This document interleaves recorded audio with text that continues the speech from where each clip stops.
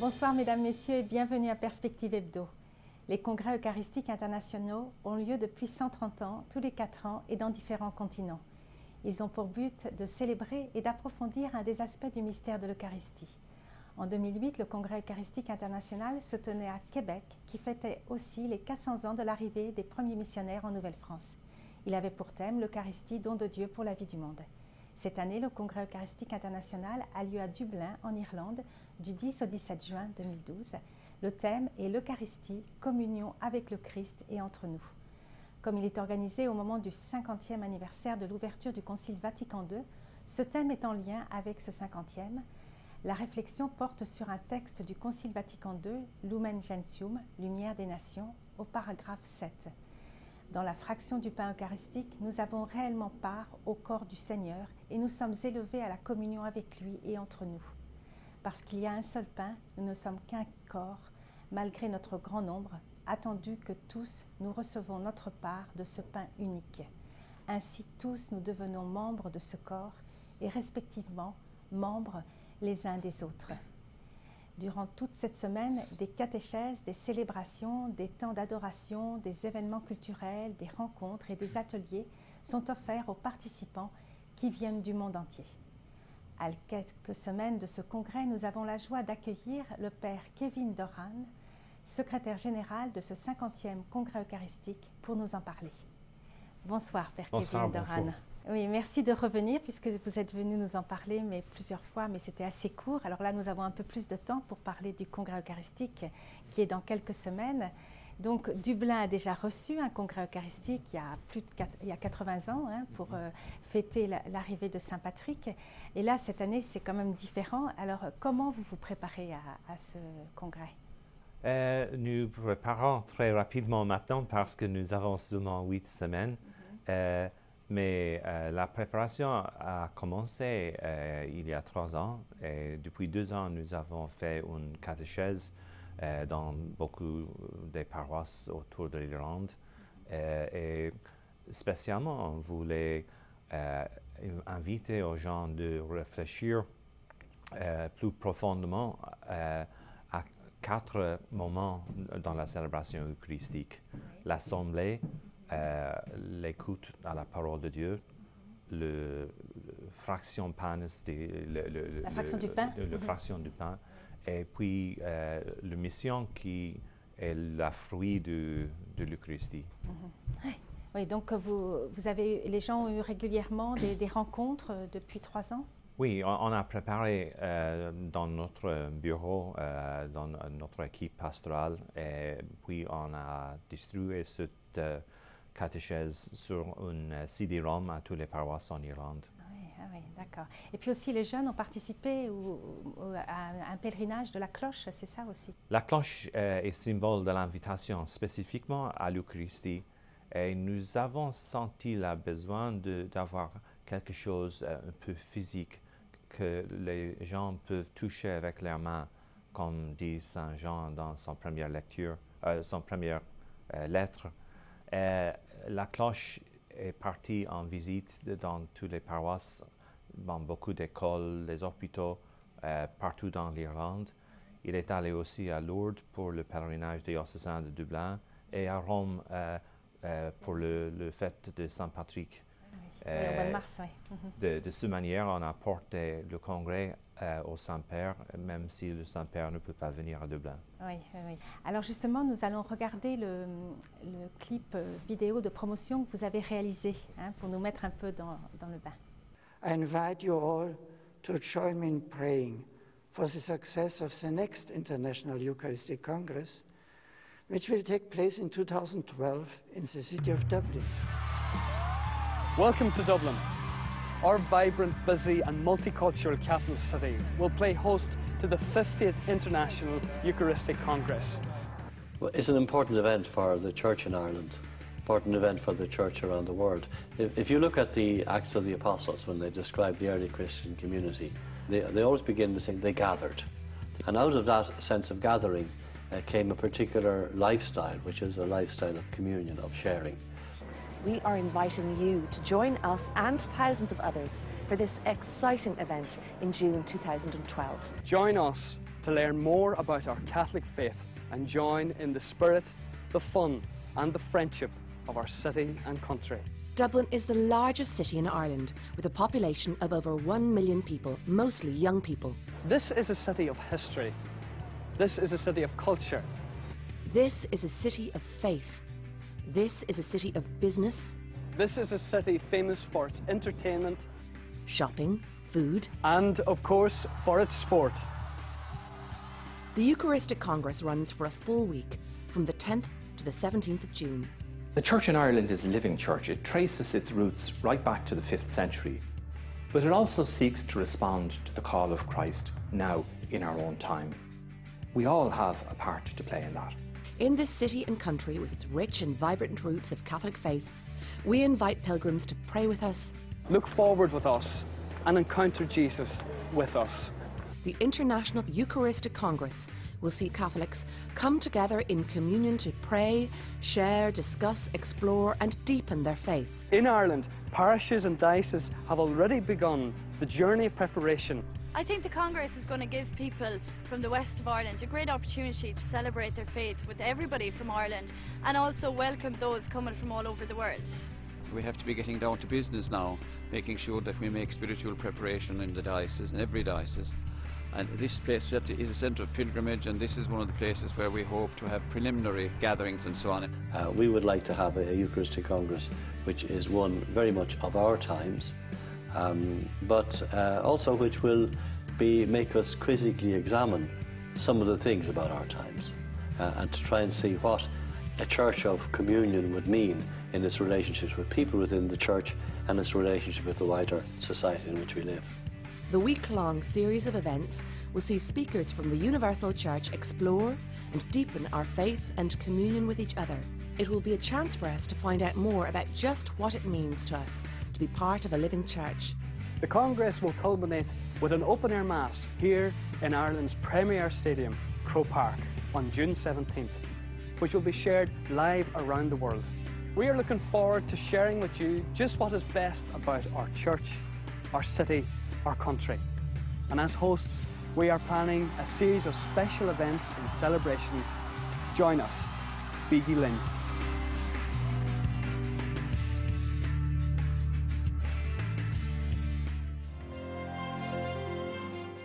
C'était donc le clip de promotion réalisé par l'église de Dublin pour inviter les gens à venir au congrès eucharistique au mois de juin prochain.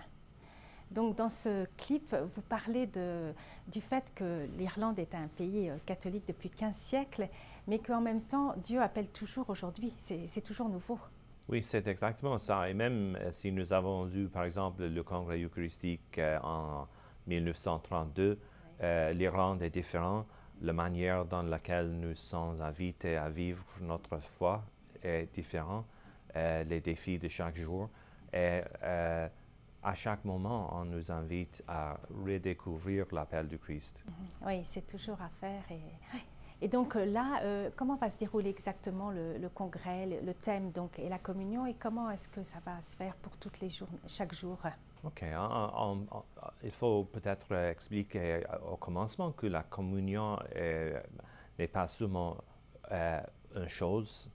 L'hostie est le sacrement de la communion, mais la communion, c'est-à-dire la relation d'amour et de service avec le Christ est entre nous. Et on a décidé que chaque jour du congrès, il y aura un sous-thème qui a un lien avec le thème principal. Donc pour lundi, par exemple, on va réfléchir sur la communion dans un baptême avec tous les chrétiens. Et ça nous donne la possibilité d'approfondir notre connaissance des responsabilités du baptême, mais aussi de chercher des nouvelles voies pour approfondir la relation parmi tous les chrétiens de diverses dénominations. Mardi, c'est le jour où on pense à la communion dans le mariage et la famille, parce que le mariage fait d'un homme et d'une femme une communion de vie qui est partagé donc avec leurs enfants et qui fait comme fondation de la société et de l'Église. Mercredi, c'est le jour où on parle de ministère et sacerdoce à la service de la communion. C'est ce jour-là que Monseigneur Miller de Vancouver va nous donner le catéchèse. Ah oui, Monseigneur Michael Miller. Michael Miller, si. Jeudi, puis on fait face au fait que quelquefois la communion est rupturée, on peut dire, fractionnée par les péchés et qu'il faut être réconcilié. Ce jour-là, on aura, par exemple, le Monseigneur, le cardinal Monseigneur Passigna, archevêque de Kinshasa, qui va donner une catéchèse en français au sujet de ce thème de réconciliation. Vendredi, puis on parle de la souffrance et de la guérison, parce que Jean-Paul II nous a dit dans son encyclique sur la souffrance que beaucoup de monde qui souffre dans l'isolation, et c'est un grand défi pour l'Église d'essayer d'assurer que personne est seul dans la souffrance. Oui, de casser l'isolement. Oui, exactement. Soit être vieux, ancien à la maison, soit être dans une situation d'extrême difficulté économique, qu'il faut que la communauté fait attention à ça. Et puis finalement, samedi, on va réfléchir sur la parole de Dieu, et spécifiquement sur Marie, Mère de Dieu, qui nous a montré comment entendre et vivre la parole de Dieu dans sa vie. Ah oui. Et ça se terminera par une grande célébration le dimanche? Oui, le dimanche, nous avons un grand stade à Dublin, le deuxième en Europe, qui peut accueillir 80 000 personnes. Et on attend d'avoir le plan de ce stade pour la messe finale. Mais on parle de la messe Statio Orbis, pas exactement comme une conclusion, mais comme un commencement. Les gens auront les catéchèses et les célébrations, mais il y a aussi d'autres activités. Chaque jour, nous aurons 3 périodes d'ateliers, et dans chaque période, il y aura 10 ou 12 ateliers. Oui. Quelques-uns en français. Oui. Par exemple, il y a un sœur dominicain de français qui va nous donner 2 ateliers, un sur l'Eucharistie et l'autre sur les mystères de la lumière. Il y a un monsieur qui a donné un atelier au Congrès à Québec sur l'Église verte. L'Église verte, M. Normand Lévesque, qui va venir aussi. Et il va faire soit en français, soit en anglais, deux ateliers. Et bon, pour les francophones, il y aura beaucoup. Et puis les catéchèses et les homélies et tout ça qui auront lieu dans le stade seront tous en traduction simultanée aussi. C'est ça, oui. Et puis, il y a beaucoup de liens avec le Québec, puisque déjà le Québec se prépare aussi. Il y a eu des pèlerinages qui sont faits, puisqu'il y a beaucoup d'Irlandais qui sont au Canada et au Québec. Oui. Et puis, comme le précédent congrès eucharistique avait eu lieu à Québec, vous avez été en lien avec Sœur Doris Lamontagne. Et justement, nous avons pu l'interviewer et elle nous parle de ce qu'elle attend de ce congrès et puis aussi comment se préparer dans la prière. Moi, ce que je souhaite, c'est que déjà, parce qu'il y a ceux qui y vont, mais il y a ceux qui resteront ici. Donc, je crois que la thématique du congrès eucharistique, le 50e congrès eucharistique, qui correspond au 50e anniversaire de l'ouverture du Concile Vatican II, nous donne l'occasion d'approfondir un thème très important et il m'apparaîtrait dommage que quiconque cette année ne prenne pas le temps d'approfondir cette thématique, qu'il soit à Dublin ou qu'il soit ici, l'Eucharistie, communion avec le Christ et entre nous. Toute cette thématique de la communion me semble très importante à approfondir. Je souhaite que ceux qui auront la chance d'aller vivre l'expérience à Dublin puissent être de ces témoins qui, au retour, viendront partager et peut-être permettront à d'autres qui n'auraient pas été en communion avec ce thème de le découvrir, parce que nous avons besoin, comme Église, à cette période-ci de notre histoire, d'approfondir ce que veut dire cette communion avec le Christ et à bâtir entre nous. Je pense qu'une des choses qui est très importante, c'est de porter dans notre prière l'expérience ecclésiale de ce 50e congrès qui a à se vivre dans une église particulière, qui est l'église d'Irlande, qui a besoin du témoignage de la communion eucharistique, de la communion au Christ, pour s'aider à passer à travers des épreuves à la fois ecclésiales et sociales. Et à un moment donné, dans cette vie ecclésiale, le Christ n'a pas réponse à tout, mais le Christ est capable de tout réconcilier, ce qui s'est souvent divisé à cause de notre faiblesse humaine. Donc, je pense que nous devons porter dans la prière cet événement pour qu'il porte des fruits de réconciliation, des fruits aussi qui bâtissent une paix durable entre les peuples et entre nous. C'était donc Sœur Doris Lamontagne, responsable canadienne pour le secteur francophone du diocèse de Québec, qui nous parlait de ses attentes du congrès. Père Kevin Doran, vous connaissez bien Sœur Doris Lamontagne, oui. Et là, il y a beaucoup de Canadiens qui vont venir à ce congrès. Hein. Oui, des 10 000 personnes qui sont inscrites pour le moment, à peu près 1 000 viennent du Canada, et nous sommes très conscients de l'importance du lien de Québec-Dublin. Oui. Et donc là, ce congrès, c'est donc le thème de la communion. Dans le document préparatoire, il est dit « Il nous importe de faire de l'Église la maison et l'école de la communion ».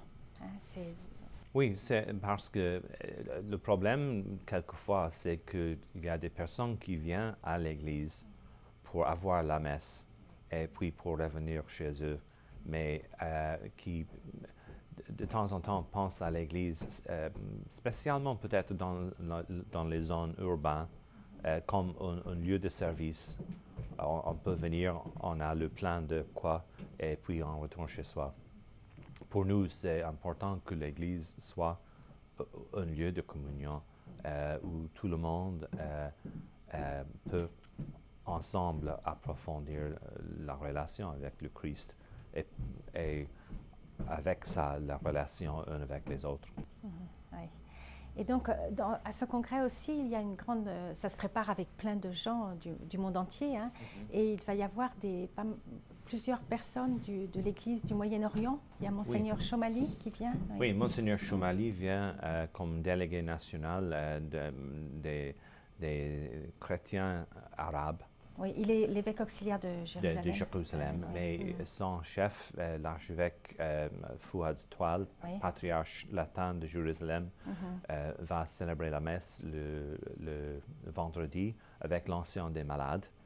Et il va sans doute nous partager quelque chose de l'Église souffrante en Moyen-Orient, ainsi que probablement Monseigneur Bashar Warda, l'archevêque chaldéen de Erbil en Irak, et Monseigneur Roch Mirdita, archevêque de Tirana en Albanie, parce que tous les trois ont une expérience de l'Église qui souffre. Et donc il y aura un peu des évêques du monde entier, enfin de plusieurs continents au moins, qui seront représentés.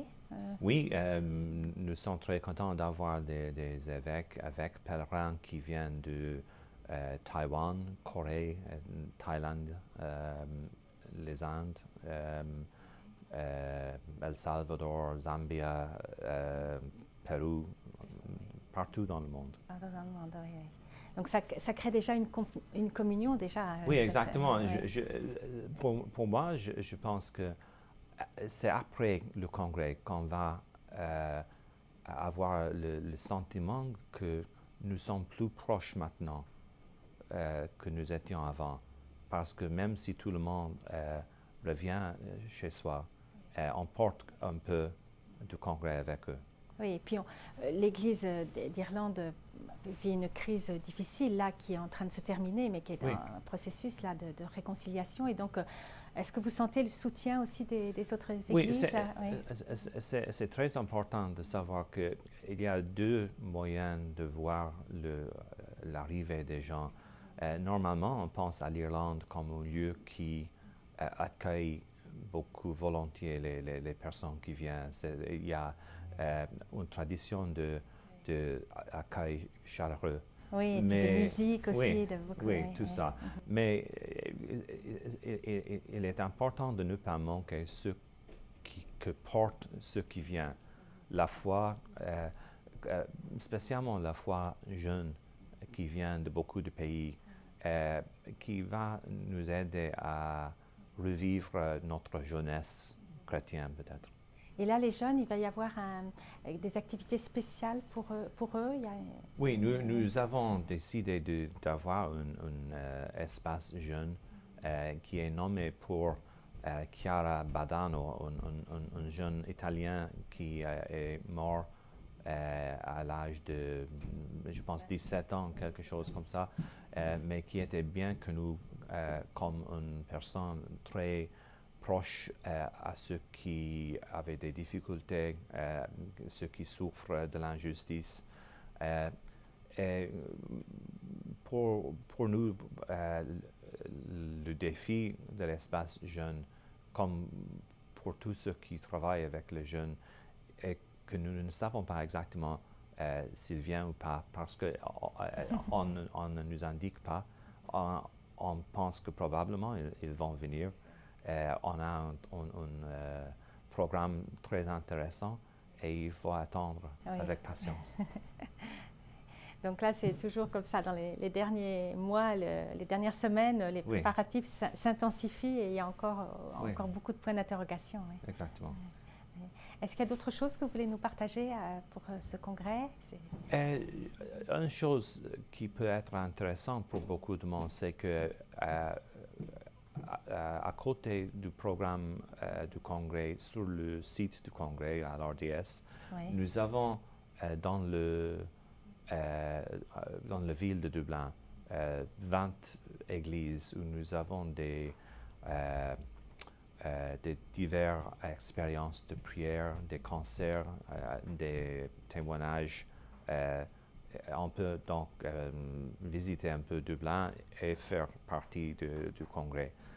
Et le matin de lundi, il y a pour tout le monde une messe dans leur propre langue, parce que lundi, c'est le jour où nous avons une liturgie œcuménique dans l'après-midi. Puisqu'il y aura aussi les frères de Thésée qui seront là? Oui, le frère Alois de prière de Thésée qui va nous donner le catéchèse le premier jour. Oui. Les jours sur le baptême? Le baptême. Oui. Donc les catéchèses seront toujours traduites pour les francophones là, en français? On peut dire. Exactement. Et je pense que probablement deux des conférenciers de premier niveau vont parler en français, mais les autres toujours traduits en français simultanément. Écoutez, merci beaucoup, Père Kevin Coran, de nous avoir partagé tout ça. Et puis nous, on peut se préparer encore mieux à ce congrès que nous diffuserons sur nos ondes et nous serons en communion avec vous. Merci et une prière pour nous pendant les semaines à venir. Et pour tout renseignement concernant le congrès eucharistique de Dublin, vous pouvez vous renseigner sur le site CEI2012.ca. Je suis Sœur Marie-Noël Chaumette. À la prochaine.